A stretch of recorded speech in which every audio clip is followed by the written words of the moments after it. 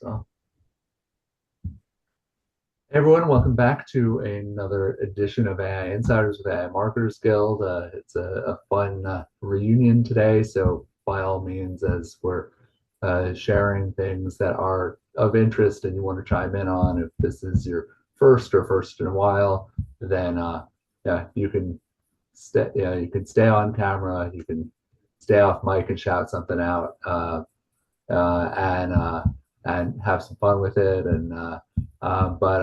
Yeah, it's a terrific group today, and we're especially excited to bring back David Passiak, who's led a certification program we've done together. He's offered some other training on how to make the most out of ChatGPT and AI more broadly, and really just one of the best educators and builders, right? Like someone who's not just talking from that ivory tower approach, but actually creating things that help you use the tools better and help you learn better. So, David, welcome. Well, thank you so much for that warm introduction. And I know, folks, I want to thank all of you for being here. I know that in today's everything's so busy and hectic today that your attention and time is your most precious commodity. So I truly am grateful that you're here, and I want to honor that and do the best that I can to provide you with some nuggets of insight and wisdom and what I've learned in doing AI leadership stuff. And then if you're interested in this stuff, just at the end, we can explore some possible collaboration opportunities as well as opportunities for training around this stuff as well. So I'm going to go ahead. Yeah, I'm going to send you a request to share. Okay, great.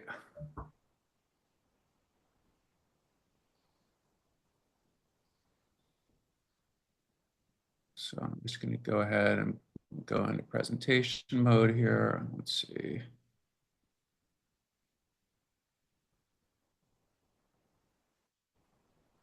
All right. So I'm going to talk today about AI readiness and the future of leadership, because I think that, and my take on this is that basically a lot of companies and organizations right now they're kind of freaking out about how the heck do we actually implement AI. Oh my gosh, AI is coming. We can see all these benefits. We see the studies, all that stuff, but what does it actually mean?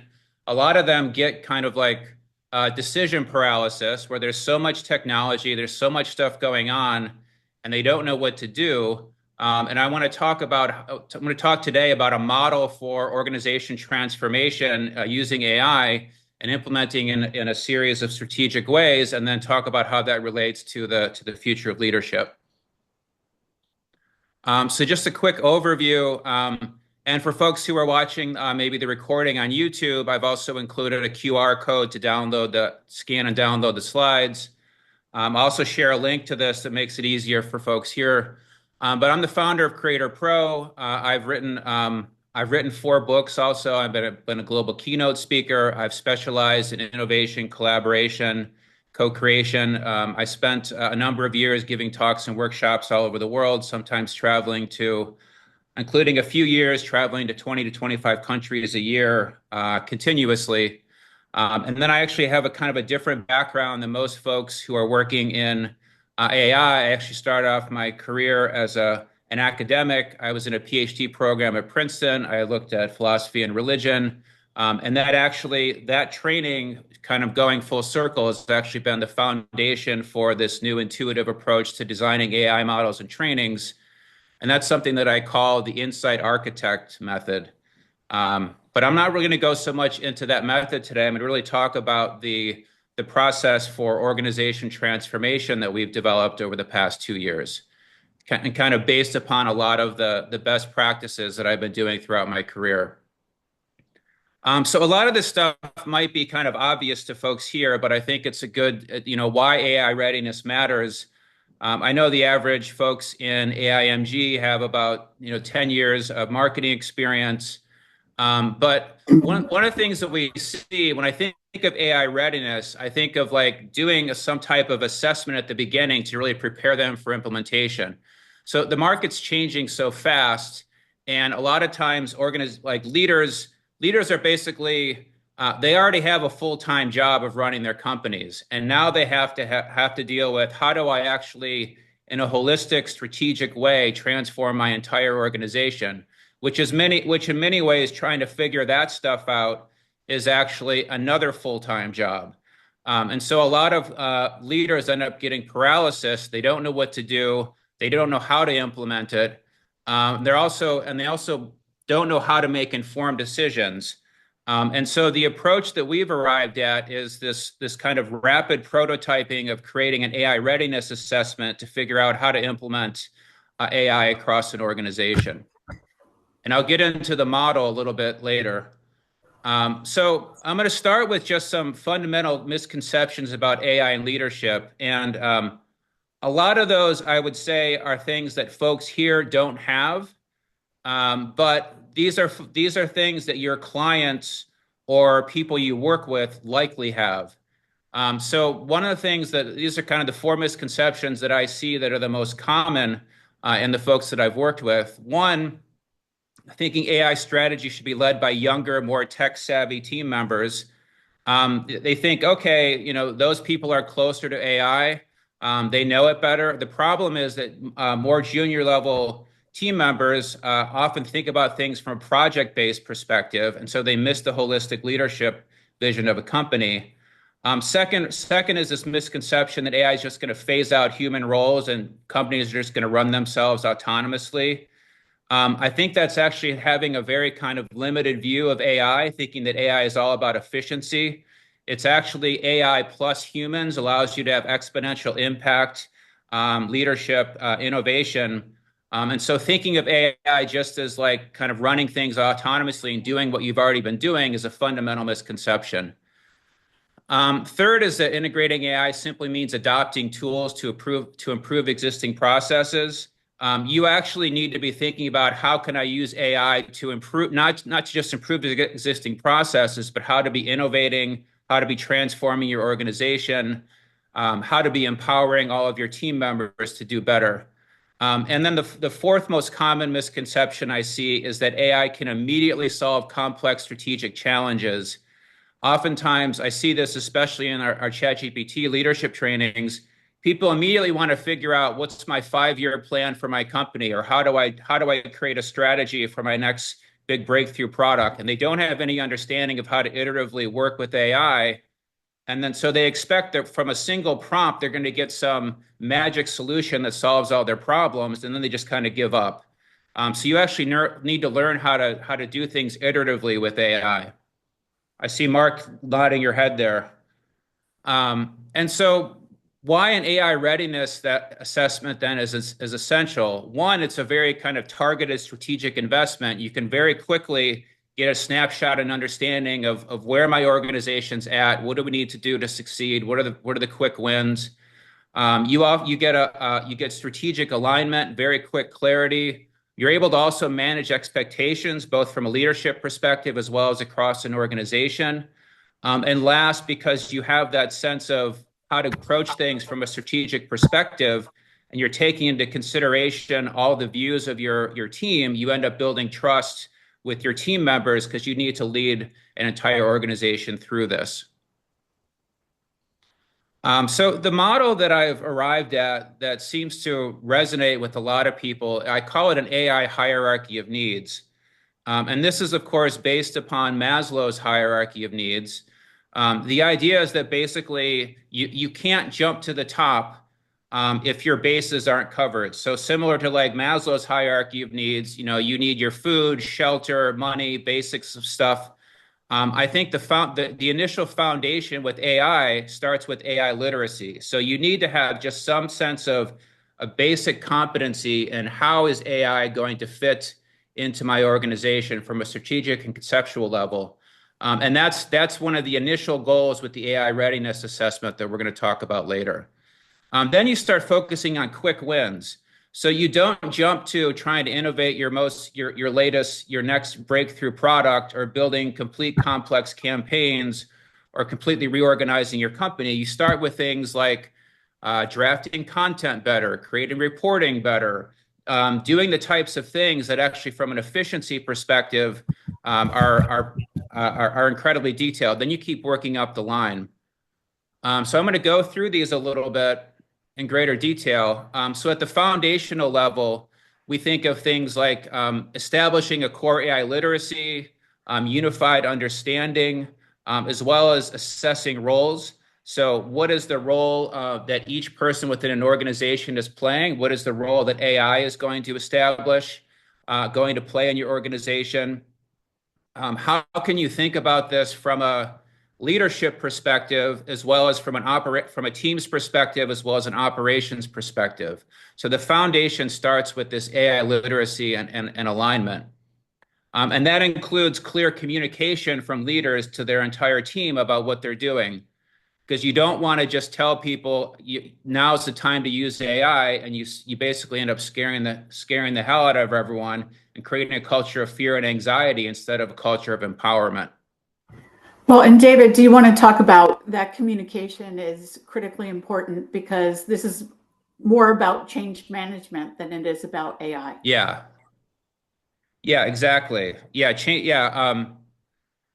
A lot of, I'd say probably like 60–70% of implementing AI actually has to do with changing the culture, changing behavior. You're having to get people to fundamentally change what they're doing on a day-to-day basis. And so that's combined with it's starting with communication. It's also then going into operational efficiency and quick wins.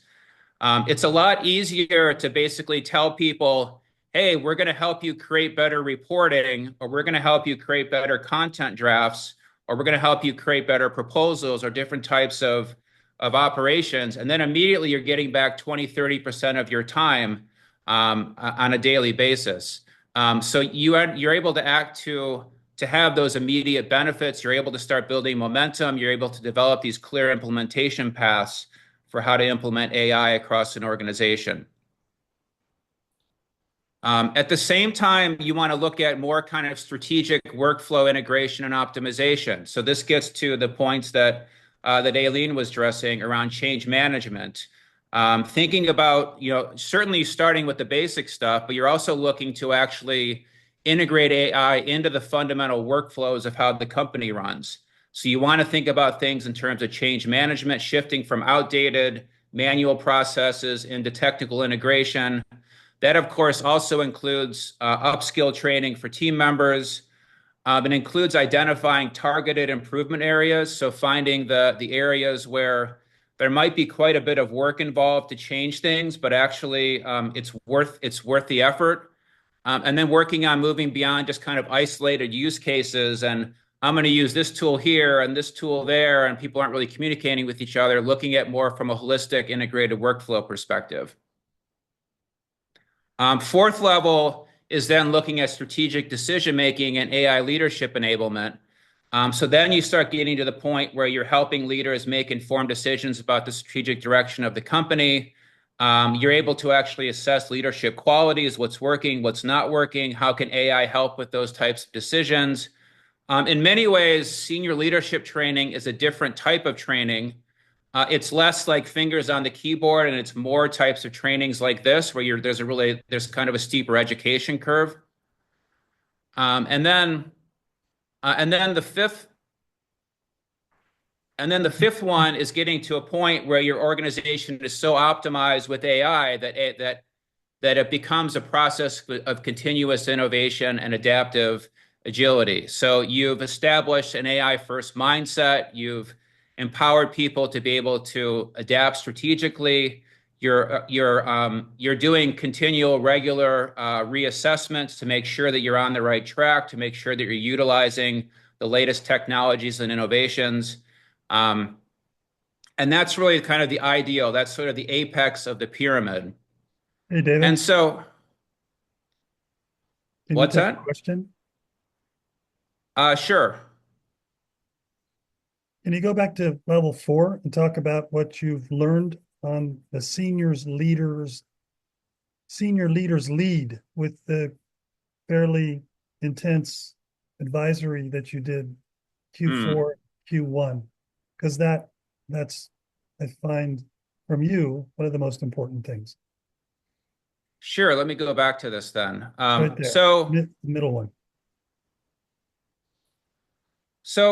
one thing to think about, I mean, I think most of the folks here are very experienced with AI. You're experienced leaders. People are tasking you with this stuff. You have a you have kind of a dual responsibility. You need to be the expert in AI. You need to basically be telling the other leadership teams what to do. And at the same time, you need to be listening to them to make sure that they are communicating and you are delivering on the things that are the most important to them. This is a very it's a very delicate balance. It's a skill that requires like, okay, I need to be staying on top of all the latest AI trends. I need to also know that I'm creating a strategy for them that will work in the long term, while at the same time knowing that a year from now all the tools are going to change because AI is going to get exponentially better over the course of the year, which means that you need to create strategic guidance and at the same time be agile and be able to adapt. And I'm going to get a little bit more into what this looks like in the context of like an organization and implementation framework a bit later. I really appreciate, Jim, that, you drawing attention to this, though. Thank you. Um, so essentially, what this means is for all of us, if we're responsible for the change management within an organization, we're responsible for shaping the future direction of the company. If we know that basically AI is coming and all companies need to implement it, literally the future direction of your clients or your companies or your business depends upon you getting this right. So what that means is, I think the takeaway from this model is that the leadership needs to come from the top. You need to understand how to continuously innovate, how to do the strategic decision making, the workflow integration, the operational efficiency, the AI literacy. You need to be basically like a full stack AI leadership transformation person. And at the same time, the actual transformation starts at the bottom. So it starts with the basics and you keep going strategically through these steps. Now I'm going to go through the actual step-by-step process that we've been doing with clients, and then look at, and so I'm going to go through what I call an AI readiness assessment and organization transformation process. So on the one hand, the goal is to get immediate clarity, right? Like, okay, this is where your organization's at right now. This is what's working. This is what's not working. These are the very quick wins you can implement. And then this is how you get to a point of long-term sustainability where your organization is so optimized and your employees are so happy and empowered that they just love coming to work every day. You've gotten rid of any sort of fear and anxiety about AI because everything is going so well for you. So the initial step is what I call an AI readiness assessment. And essentially, what you're doing is you're doing a rapid evaluation of identifying the current strengths, the gaps, the opportunities. You do a combination of qualitative deep dives. So you want to be speaking with people and understanding, okay, what's actually going on with you on a day-to-day basis. At the same time, you also want to get some like objective data and data points across the organization. So you also want to implement surveys. And you do surveys at a level of leadership teams in terms of like, and team leaders in terms of like, okay, what are the 6 and 12-month goals? What are my top priorities? That types of stuff. And then you want to get insights from the broader organization around workflow issues. Okay, what's blocking you? What takes the most time in your day? You want to do a mix of qualitative and quantitative stuff. You want to get a sense of who your internal AI champions are, who are the people that are maybe don't know anything, what tools are they using. And thanks to the amazing power of AI, when you go through these qualitative deep dives and you go through these surveys, you can then essentially create a report and a deliverable that might take a large consulting firm several months to do, and you can actually consolidate that in the process into like 4 to 6 weeks. And essentially, you're getting a AI readiness snapshot and a priorities. And part of that is identifying these quick win initiatives. Some of the stuff that I talked about earlier around like, okay, like, one of the most common things is you realize that, and these are things that a lot of people don't even think about, leaders, because especially in marketing, almost all of our KPIs and OKRs are focused around campaign performance, around revenue, around client satisfaction. But you don't think, actually, this team over here spends about 50% of their time creating these reports that they could actually do in 2 to 3 hours a week. So you could actually potentially have like a 30, 40, 50% efficiency gain. They don't even think about that because it's something that's just not on their radar. They're so focused on serving their clients. It could be that your sales team is manually creating proposals, and you could actually help them draft first drafts of proposals, which might save them an average of 2 to 3 hours per proposal or per client, or helping them to prepare for meetings, stuff like that. So you identify these quick wins. You identify also clear objectives and metrics, not just metrics in terms of like revenue goals and stuff like that, but also in terms of operational efficiency. And then you gain some engagement and consensus from the leadership and from the teams. Oh my God, yes, you're right. That report takes me 20 hours a week. I hate that. That actually is the bane of my existence. If you were able to automate that for me and take away that pain point, I would be the happiest person in the world. Oh my God, I hate manually updating the CRM, and I hate manually creating every proposal and preparing for every meeting. So there's all these quick wins that help create an initial sense of alignment across an organization. Then you start getting into like the deeper work of change management. Okay, now we're going to start looking at agile implementation and monthly sprints. So the reason why we want to implement in an agile way, we want to do monthly sprints and essentially set quarterly goals and quarterly reviews. The reason why is because AI is constantly changing. Even though it's your job to help transform the organization over the course of a year, the reality is a year from now, the tools today are going to be completely available at your disposal are going to be completely different. So taking an agile approach and doing monthly sprints, it enables you to set monthly goals. It enables you to have accountability, continuous improvement. So deliverables from that look like monthly sprints, retrospective processes, consistent KPI tracking. Then we get into AI governance and internal champions. So if you need to identify who are the people within an organization that actually get this stuff. Who are the people that are excited about AI? Who are the ones that are going to help push this through?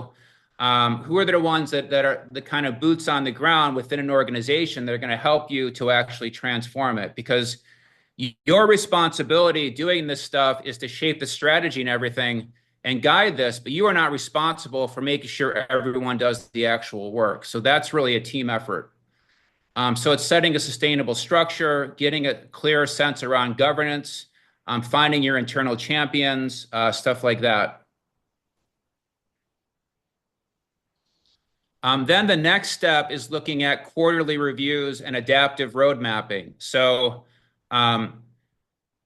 you've identified these quick wins. You've started to do agile sprints, so people are actually getting stuff done. But okay, 3 months down the road, there's actually this brand new tool that can replace 5 of the other tools you're using. So, okay, so it's time to have these quarterly reviews. It's a time to have adaptive road mapping. This is also why establishing an internal steering committee, why it's important to have these cross-functional teams within an organization, have some type of periodic assessments of AI. Now, I want to step back and just say, this stuff is not easy. It's not easy to change an organization. It's not easy to change an entire culture of a company, right? So you need to be thinking about this from the perspective of what can I do? What can't I do? How can I keep things moving in this kind of strategic, iterative way? How can I make sure that I'm getting that you and your team are getting your work done, and at the same time you're keeping your clients or your company or team members accountable. So you need the strategic alignment. You need regular AI readiness assessments. and checks, and you need this adaptive road mapping. And I just wanted And to it, check if there are any questions so far. yeah, Yeah, feel free to come off mute or share anything in the comments if you prefer. So, uh, but yeah, if you want to keep going, David, that's fine. But anyone else have questions, let me know or just pop it in the chat. yeah, by all means, pop in the chat, and we'll also have plenty of time for discussion at the end as well. So you can feel Yeah, free to we're halfway through, so yeah, feel free to raise your hands, and then we'll allow time for discussion at the end as well. So one comment, kind of, with some experience in an organization that was doing some similar work, there are some roadblocks to anticipate too, and you alluded to that, but you know, legal constraints, technical considerations about data sharing, and there's a lot of fear in Yeah, politics in an organization when you walk in the door. I think that is a critical element to put on the table and workshop, because it only takes a couple sinkers to really yeah, derail an approach. Jim, you're exactly right. abs And having a cross-functional steering committee helps alleviate that, because you have legal on the steering committee and you have those key stakeholders. So rather than throwing bombs from the periphery, Yeah, they're in it all the way, and you're getting their alignment in an ongoing manner. totally I want agree. to say so. I want to speak to also, which I didn't discuss, is I recommend that you actually, with the metrics, you start with what is the massive transformational purpose of the organization. Why are you actually doing this? Are you doing this because you want to have significantly more clients, because you want to deliver better services, because you want to innovate new products? You want to get that from the leadership perspective. And then as you start to do things like introducing surveys, you want to introduce this to the organization. We're basically saying, my goal here is to empower you. My goal here is to help identify the things that you hate doing on a daily basis, to find the bottlenecks, to find the things that are the most kind of tedious and time-consuming parts of your day, and to help remove those things for you. And then as we do that, my goal is also to help make sure that you get the training and support that you need so that as you're going through that change. So you want to be thinking about this. This kind of goes back to one of the earlier points, is like, there's this kind of misconception around AI that you're just like implementing a bunch of technology tools. You're fundamentally changing the nature of how people communicate and operate and interact on a daily basis. And you have to always remember, these are humans. Everyone's scared of AI. Everyone's scared of having their jobs replaced. There's all these misconceptions. There's all these anxieties and fears. That's also why, in the AI hierarchy of needs model, I say, like, the foundation is the literacy. The foundation is like, we're here to support you. We're here to help you. We're not here to replace you. I personally I've made a decision with the company. I am not in the business of trying to replace workers. And if companies are actually, potential clients are coming to me wanting to fire a bunch of their workforce, that's probably not a good client for me. I want to be focused. I feel like we need to be in the business of empowering teams and empowering transformation. And I think if the conversation starts from that kind of purpose-driven level, that level of empowerment, I think that's really the key to changing the culture. I see Jim has his hand up. Jim, did you have a question? Yeah. Hey, Jim. Other Jim. Other Jim, yeah. Um, this is a question for Jim, who was a very senior MarTech leader in that little Dutch company in FMG. You said that you ran into legal and technical data sharing, fear and politics. In my practice as an advisor, I often get concerns about, what's under NDA can't go into the open web. Were you experiencing the same thing over there? And maybe David can advise how his system is different, because we did some work with Pepperdine University and they were super concerned about, migrating client information over to the open web. And, I think David's system can address that data sharing issue. I'll just give a quick response. And first, it's not a party if there's not more than one Jim in the room. So it's good we're together here. But there's two extremes. One is the camp that doesn't want to expose anything, right? Or even internally, sensitive information. And two is this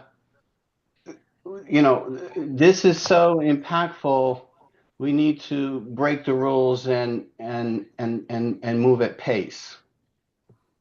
So that creates a natural tension, and you have the technologies evolving so quickly. You have so many alternative platforms and services that have pros and cons and their own roadmaps, that adoption is kind of like a bunch of mini forest fires across the organization. So control came into play.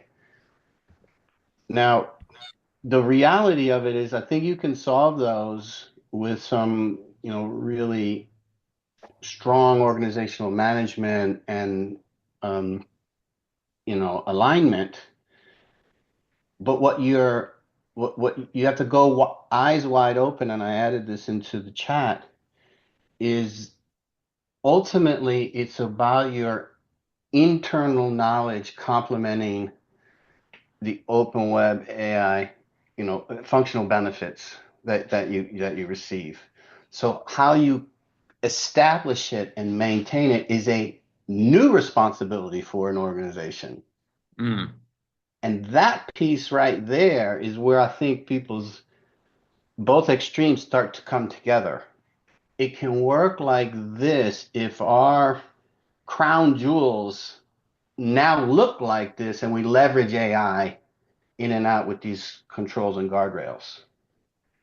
I mean, it's the new knowledge base.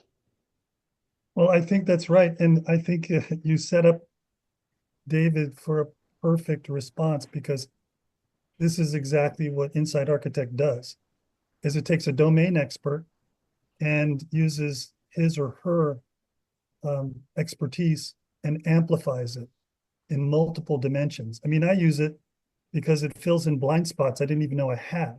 Yeah. And it allows me to punch in my practice way above my weight. Over to you, David. I'll be quiet. Yeah, sure. So one of the I haven't really gotten into this other Jim. But yeah, I've developed a system of GPTs that have reasoning libraries that help guide more strategic, complex decision making that are kind of complements to some of this stuff.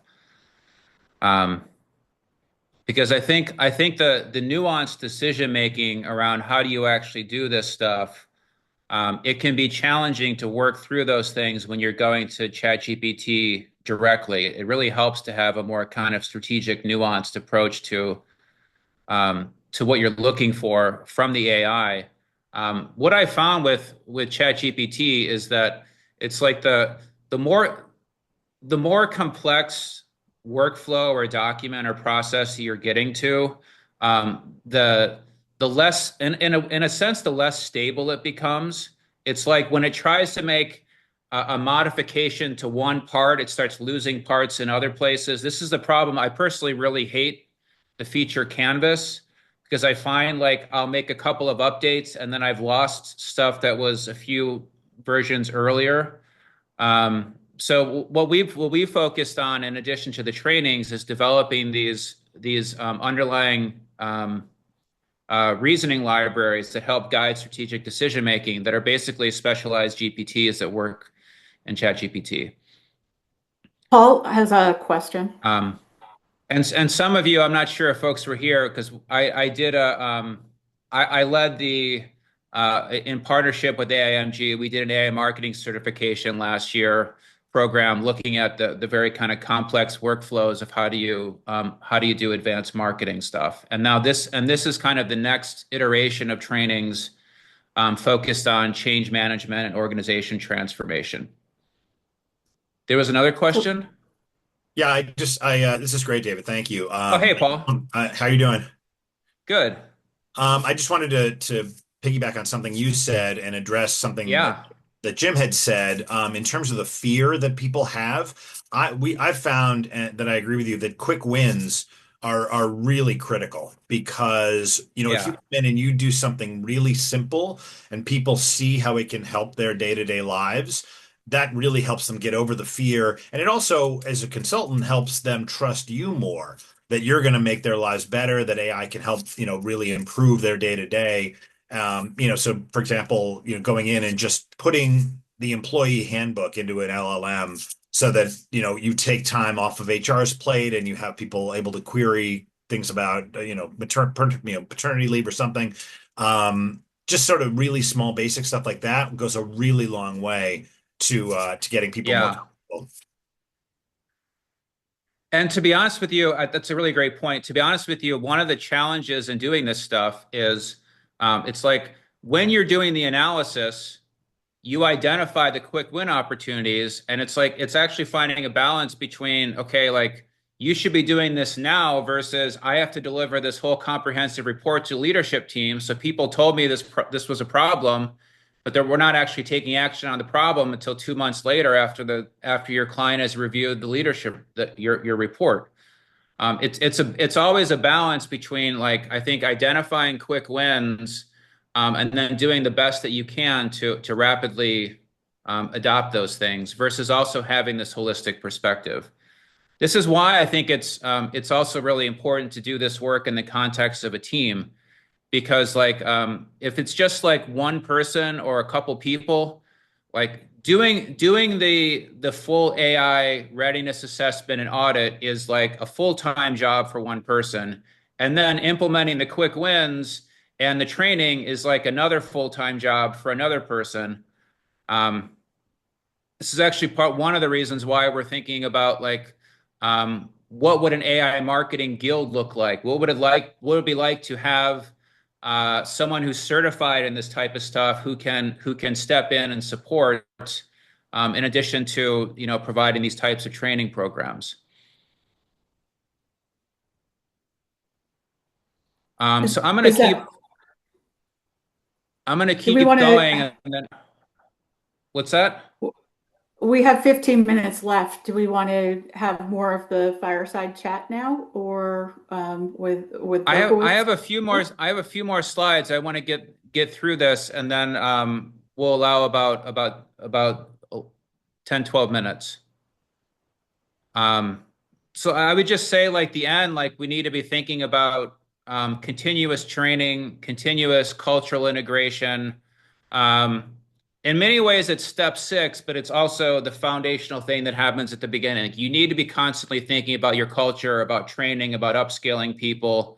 You need to be addressing the types of fears and anxieties from the beginning. You need to make sure that you're empowering people, make sure that they feel good about this stuff. It's also a balance between upskilling and not trying to have people change too much at once. So it's one of the challenges with AI is people want to go from not using anything to using it all the time, and then people their nervous systems literally get overwhelmed. So I think this approach in many ways is kind of the new. I think this is presenting a new standard for leadership. It's how do you deal with these ongoing challenges? How do you constantly be agile? How do you strategically take advantage of AI? How do you continuously evaluate new opportunities, make sure the culture is going well? Again, this stuff is not easy to do, but I think this is like where things are heading. And then, of course, your part of this is learning how to use AI to help make these decisions as well. So I would just want to iterate like 100%, like you have like collaboration is essential. I recommend having a small team working on this stuff together. And then just that expertise is also essential as well, specifically around AI integration, and using structured frameworks and a continuous learning process. And just kind of like moving towards wrap up, I'm going to leave a link. We're doing a certification program and detailed training around this stuff. And then we're also, as we're doing this type of work, we are also looking for folks that are interested in either having this work done at your organization. You're like, oh my gosh, I actually want to do this. I can't do it myself. I could need some help. Or I have clients that need this work, but I also can't do it myself. So we want to really be thinking about a kind of literally thinking of what does a guild look like? What does a team, what is a guild of people who are certified to do this really challenging, difficult, important work? And how can we collaborate on that together?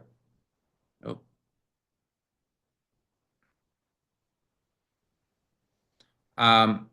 So that's just kind of like moving towards wrap up. I'll share actually a link to for folks to be able to download this presentation, and then we can. I'll kind of stop sharing my screen, and I'll drop the link in the chat, and then we can allow some time for chat. So that's it. I'm gonna. Nice Jedi icon, thank you. I'm just going to go to this last slide and just leave this on for a second for folks who may be watching the recording and got excited and want to scan and download the slides. You can scan that and access them directly, and then also share a link to that as well. So that's it. Thank you. Thanks again so much. And we'll now allow time for conversation. Yeah, there are other questions from folks here or comments on anything we just saw. Mark? Yeah, well, okay, I'm thinking I have questions about the tactical side of this, which probably is too long or it's another chapter of this conversation, but I'm intrigued, I'm interested. I appreciate this. Thank you, David, and those of you who contributed to this. And that, but literally like thinking what platform enables the most flexibility. I guess those are the things that you choose as you engage each client based on what their current tool stack is, right? Yeah, but Mark, why don't you define flexibility?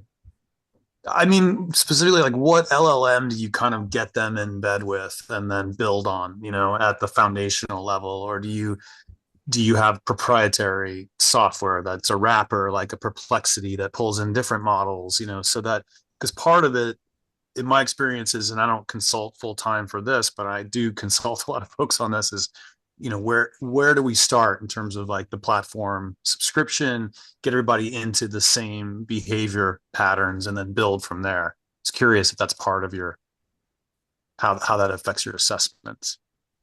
So great question. My personal take on this is that so I've made a decision to focus on developing specialized GPTs that work inside of ChatGPT. So I've developed a whole system of GPTs around different types of strategic leadership, how to execute marketing campaigns, sales proposals, stuff like that. So I'm a little biased towards that. I believe, ChatGPT is the 5th most visited website in the world. I don't know if folks have seen, they just did an amazing image update yesterday that I think is like blowing away Midjourney at this point. It has the overall best user experience, and I think they're just going to continue to innovate. It also provides the most flexibility. So the way that I think about AI is I basically think like everyone needs some sort of core competencies in using an LLM. I'm obviously biased towards ChatGPT, and then there's the other platforms that you may want to use. Like if you're working in marketing, there could be more advanced. ChatGPT can't do some of the more complex campaign execution stuff. It can't be running ad programs ad campaigns for you. It can't be doing like dynamic, like ad optimization. So there's a lot of stuff that ChatGPT can't do. So I think about this as like one, teaching basic core competencies around ChatGPT, which is often for things like content drafting, proposals, reporting, establishing a kind of baseline stuff.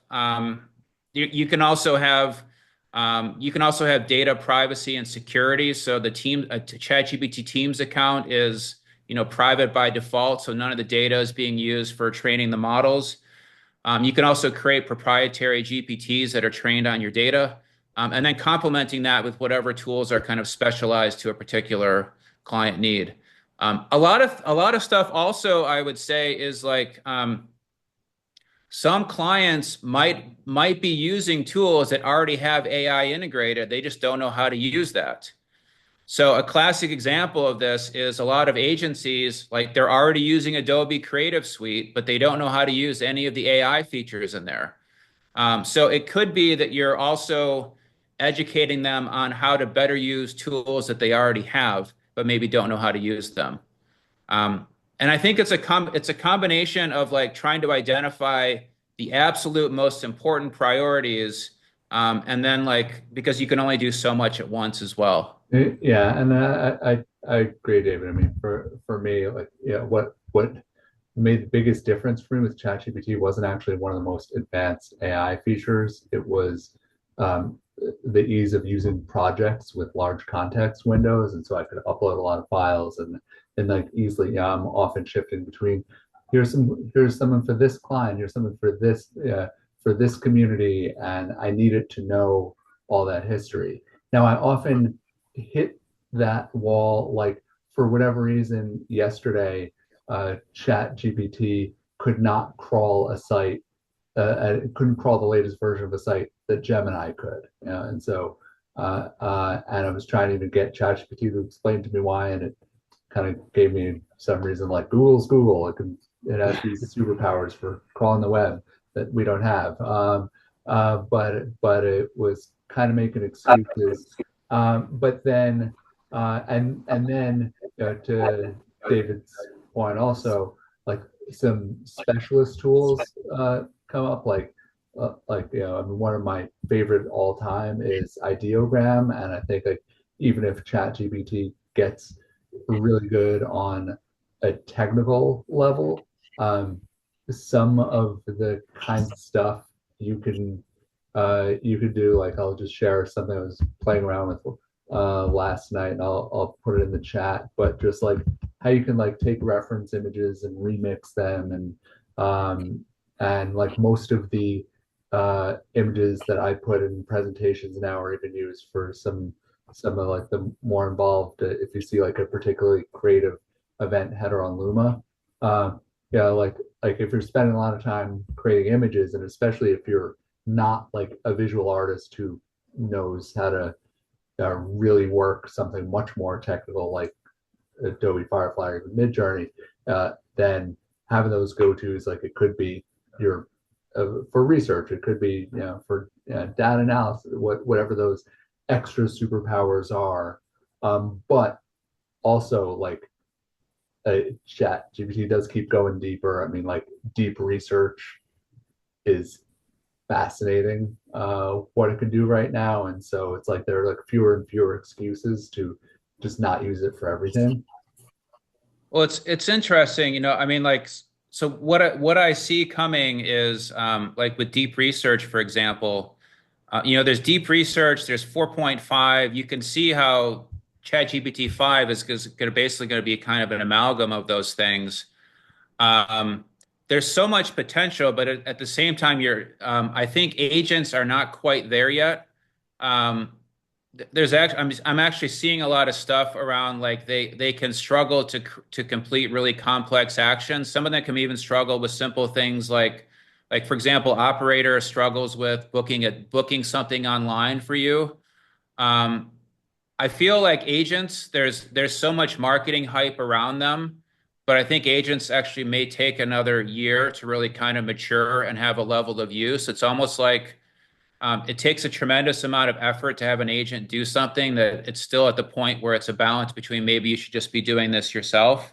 Yeah. Yeah, and I'm But actually I'm working on I'm working on with a company that specializes in agents, like to create some stuff for a marketers guild.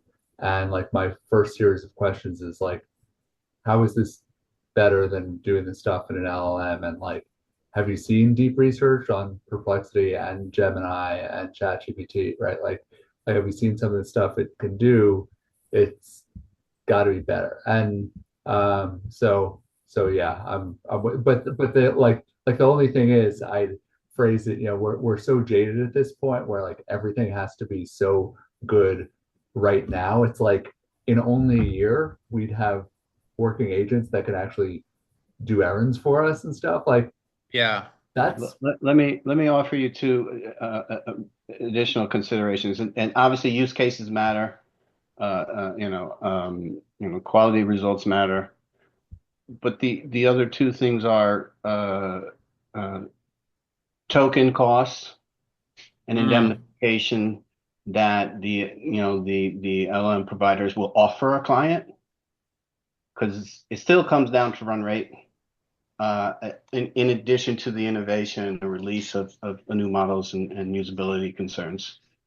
that was a big decision. That was a big factor in why I chose to develop more advanced GPTs that work inside of ChatGPT, because I don't have to charge you hundreds of dollars a month for the API costs. You can access all of those tools and have all those capabilities inside of ChatGPT, and you just pay for your own data costs. Yeah, but 100%. It's actually one of the, I feel like there's some of the software that's coming out, it's like they're getting into such complex workflows. They have to charge you tens of thousands of dollars a month because their API costs are just, they're just through the roof, right? Yeah. Right. Well, we're going to wrap at the hour. We'll send the recording out, make sure everyone has the link from David, and excited to share more about our the training we're doing together. Next week we have an amazing speaker with Rashad Tabakawala, former Chief Strategy Officer of Publicis Group. So highly recommend trying to make that one if you can. Be sure to check Luma AIMG. We also have a whole new offering, AIMG Exchange. It's like a referral network and a kind of services layer we're trying to build to elevate all the work we're doing and make it easier for us to connect with each other and frankly just help build each other's businesses and grow together. So there'll be an info session tomorrow. If you can't make it, I know 2 sessions a week is a lot. That'll be recorded too, and I'll send you all the links related to it. So thank you, most importantly, David. Thanks to all the gyms and other people who attended today.